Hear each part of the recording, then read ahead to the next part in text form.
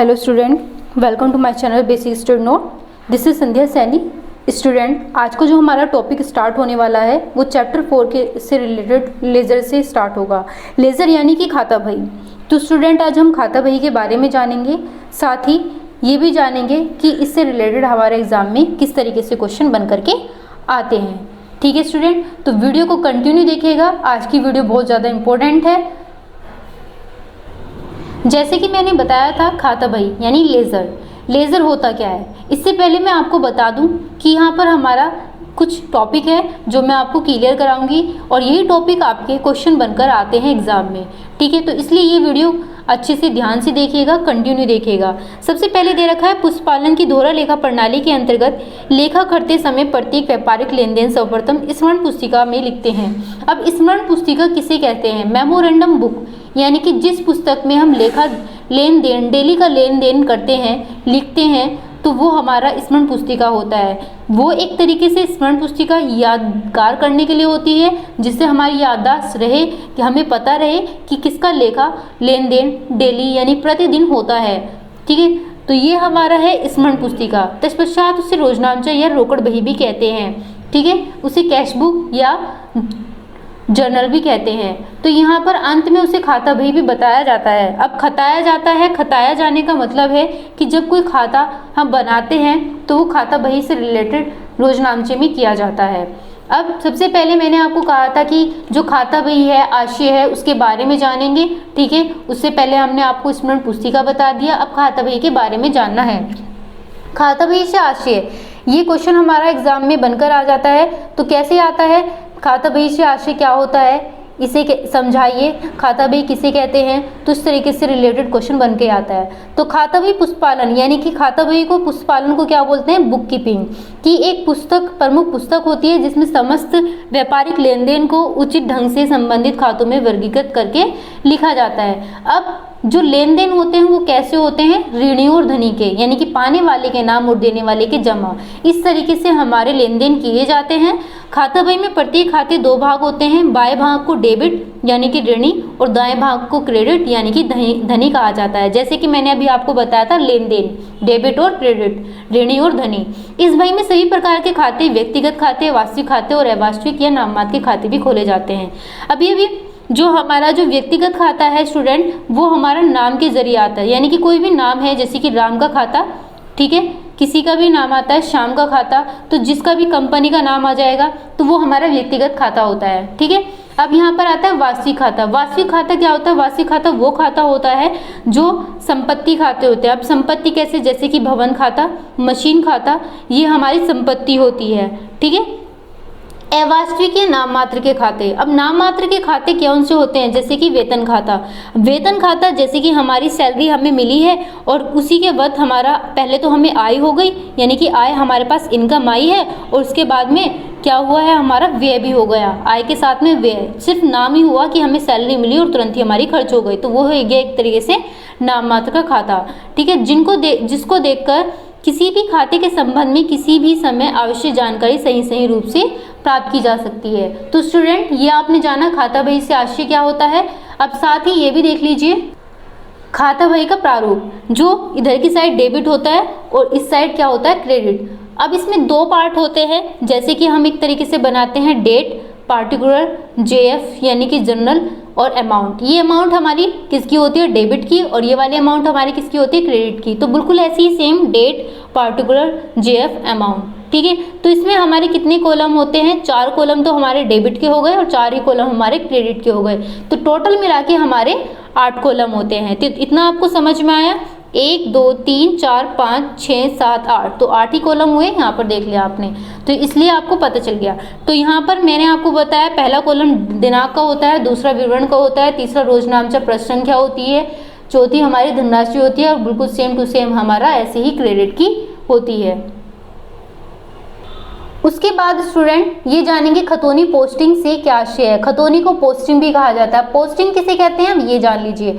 किसी भी तरीके से क्वेश्चन बनकर आपका एग्जाम में आ सकता है, पोस्टिंग से आशय बताइए या फिर खतौनी से आशय बताइए। तो जनरल में किए गए लेखों को खाता बही में संबंधित खातों को लेखा करने की विधि को क्या कहा जाता है स्टूडेंट, पोस्टिंग कहा जाता है। जो भी लेन देन हम करते हैं किसमें, खाता बही में करते हैं, तो उसको हम पोस्टिंग यानी कि खतौनी करना कहते हैं। ठीक है, तो यहाँ पर क्या दे रखा है, इस विधि के अंतर्गत जनरल प्रविष्टियां में जो खाता ऋणी होता है उसे खाता बही और उसी खाते में ऋणी पक्ष की ओर लिखा जाता है, तथा जो खाता जनरल प्रविष्टि में धनी होता है उसे खाता बही के उसी खाते के धनी पक्ष की ओर लिखा जाता है। तो यहाँ पर आप सभी को समझ में आ गया। अब खतौनी पोस्टिंग करने के नियम या सिद्धांत बताइए, जैसे कि ये हमारे यहाँ पर दे रखा है। अब नियम और सिद्धांत जैसे कि क्या है, नंबर फर्स्ट, सर्वप्रथम खाता बही में जनरल प्रविष्टियों से संबंधित समस्त खाते खोले जाते हैं। ठीक है, बहुत सारे खाते खोले जाते हैं। जो खाता एक बार खोल दिया जाता है उसे दोबारा खाता नहीं खुलता है। ठीक है, जब हम जनरल एंट्री बनाते हैं स्टूडेंट, आपने देखा होगा कि हम बहुत सारे अकाउंट्स बनाते हैं, सबकी जनरल एंट्री अलग अलग होती है। तो क्या होता है, क्या कोई सेम एंट्री आती है, नहीं आती है। तो इसलिए इसमें बोला गया है कि सब खाते में जो खाता एक बार खोल दिया जाता है वो दोबारा नहीं खोला जाता है। दूसरे नंबर पर प्रत्येक खाते का नाम खाता बही के पृष्ठ पर सबसे ऊपर मध्य में लिखा जाता है। फिर थर्ड में प्रत्येक खाते के पहले खाने की जनरल प्रविष्टियां वाली तिथि लिखी जाती है और दूसरे में सभी लेन देन क्रम संख्या में दिखाए जाते हैं। ठीक है, जैसे कि मैंने अभी आपको फॉर्मेट में दिखाया था। जनरल चौथे में क्या दे रखा है, जनरल प्रविष्टियों में जो खाता डेबिट किया जाता है यानी ऋणी किया जाता है उसी खाते में ऋणी पक्ष की ओर खतौनी करते हैं। ठीक ऐसे ही विवरण खाने में जो जनरल की धनी करते हैं तो वो धनी के नाम पर ही आती है ये राशि। तो इतना आपको समझ में आया। अगर डेबिट साइड हुआ तो स्टूडेंट हम 2 लिखते हैं और क्रेडिट साइड हुआ यानी कि धनी में हुआ तो हम क्या लिखते हैं स्टूडेंट, बाय साइड। तो इतना आप सभी को समझ में आ गया होगा। उसके बाद स्टूडेंट खाते में जनरल पृष्ठ संख्या भी लिखी जाती है। जो हम पृष्ठ संख्या लिखते हैं जिस पर हम जनरल में कोई भी प्रविष्टि यहाँ पर प्रविष्टि जो की जाती है वो हम यहाँ पर शो करके नहीं दिखाते हैं, यानी कि जो है ऐसे ही ब्लैंक छोड़ देते हैं, जैसे कि आप यहाँ पर देख रहे होंगे। ठीक है, 6 वाले में धनराशि वाले खाने में संबंधित लेन देन की उतनी धनराशि लिखी जाती है जितनी धनराशि जनरल में ऋणी और धनी में दी गई है। ठीक है, जो ऋणी में लिखेंगे वही हम किस में लिखेंगे, धनी में लिखेंगे। 7th में जिस नाम से खाता खोला जाता है उस नाम को खाते को ऋणी और धनी की ओर कभी भी नहीं लिखा जाता है, केवल दूसरे ऋणी या धनी के लिए किए गए खाते के विपरीत के नाम से लिखा जाता है। तो इतना था स्टूडेंट जो कि आपने समझा कि खातों की पोस्टिंग किससे आशय क्या होता है, खातों की पोस्टिंग करने के नियम या सिद्धांत क्या होते हैं।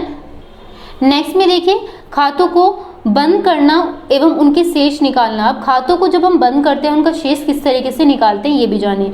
खातों को क्यों बंद किया जाता है, सबसे पहले क्वेश्चन बनकर आता है, मोस्ट इंपॉर्टेंट है, जैसे कि एग्जाम में ये हमसे हर बार पूछा जाता है।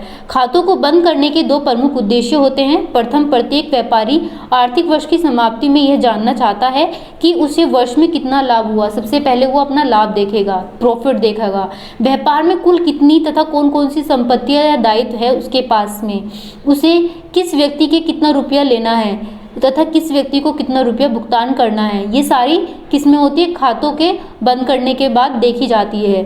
ठीक है, फिर उसने वर्ष में कुल कितना माल खरीदा, कुल कितना माल बेचा, उसे किन किन साधनों से आय प्राप्त हुआ तथा किन किन मदों को व्यय किया गया आदि। खातों को शेष निकालने के लिए इन सूचनाओं को ज्ञात किया जा सकता है। तो ये थी खातों को क्यों बंद किया जाता है, इसलिए बंद किया जाता है ताकि हम इन सब की जानकारी ले सकें। दूसरे नंबर पे अंतिम खाते बनाने से पहले भी खातों के शेष निकालना आवश्यक होता है। क्यों निकालना आवश्यक होता है, क्योंकि अंतिम खातों में खातों का शेष ही लिखा जाता है, तभी हमारा क्या बनेगा, खाते बन सकते हैं। ठीक है, ये आपने जाना। अब मेन पॉइंट है खातों को बंद करने का, उनका शेष निकालने की विधि। जो विधि होती है स्टूडेंट, खातों को हमने 2 भागों में बांटा होता है, 3 भागों में बांटा होता है, जैसे कि मैंने इससे पहले आपको समझाया, व्यक्तिगत खाता तथा वास्तविक संपत्ति खाता, और सेकंड नंबर पे अवास्तविक या नाम मात्र या आयव्यय के खाते। तो इन खातों के बारे में मैंने आपको बताया था कि व्यक्तिगत खाते जिनका नाम होता है, जिसका नाम आता है, वास्तविक संपत्ति खाते जो संपत्ति से रिलेटेड होते हैं, जैसे भूमि, भवन, मशीन, ये सारे। उसके बाद अवास्तविक या नाम मात्र के खाते मैंने आपको बताए थे। ठीक है, यानी कि वेतन खाता, इस तरीके से। तो ये जो हमारे खाते हैं उनके शेष हम आसानी से निकाल सकते हैं। तो ये चीज़ आपने समझ ली।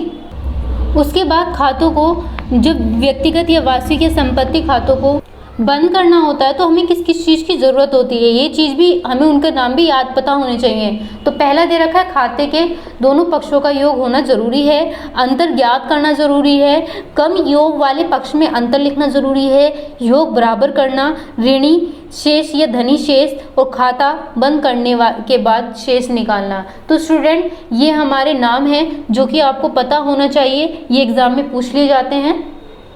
ऐसे ही आहरण खाता बंद करना। अब आहरण खाता बंद क्यों किया जाता है ये भी जान लो। आहरण खाते को बंद करने के लिए आहरण खाते का योग करके उसी पूंजी को स्थानांतरित कर दिया जाता है। आहरण खाते के धनी पक्ष में पूंजी खाता लिखकर इसे बंद कर दिया जाता है और इस खाते में शेष निकालना भी जरूरी होता है। नेक्स्ट में हमारा दूसरे नंबर पे अवास्तविक या नाममात्र या आयव्यय खातों को बंद करना। तो स्टूडेंट जो हमारा अवास्तविक, नाममात्र या आयव्यय खातों को बंद करना होता है तो ये भी हमें पता होना चाहिए। मैंने आपको बताया था कि वास्तविक, नाममात्र या आयव्यय के खाते वास्तविक खातों की भांति बंद नहीं किया जाता और न ही शेष निकाले जाते हैं, वरन प्रत्यक्ष व्यय वाले खातों को व्यापार खाते में और अप्रत्यक्ष वाले व्यय को लाभ हानि खाते में उन्हें बंद किया जाता है। मैंने आपको ये भी बताया था क्रय विक्रय, क्रय वापसी, विक्रय वापसी एवं प्रत्यक्ष व्यय जैसे मजदूरी, ढुलाई, चुंगी, कोयला व गैस गाड़ी भाड़ा आदि शेष व्यापार में अंतरित किए जाते हैं और जो ये अंतरित किए जाते हैं यही हमारे व्यापार खाते, लाभ हानि खाते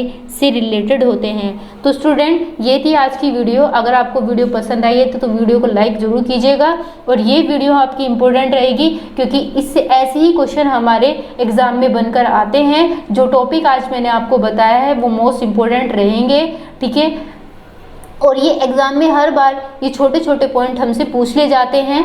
तो स्टूडेंट वीडियो को लाइक कीजिए, सब्सक्राइब कीजिए ताकि आने वाली वीडियो आपको कंटिन्यू मिलती रहे। Thank you.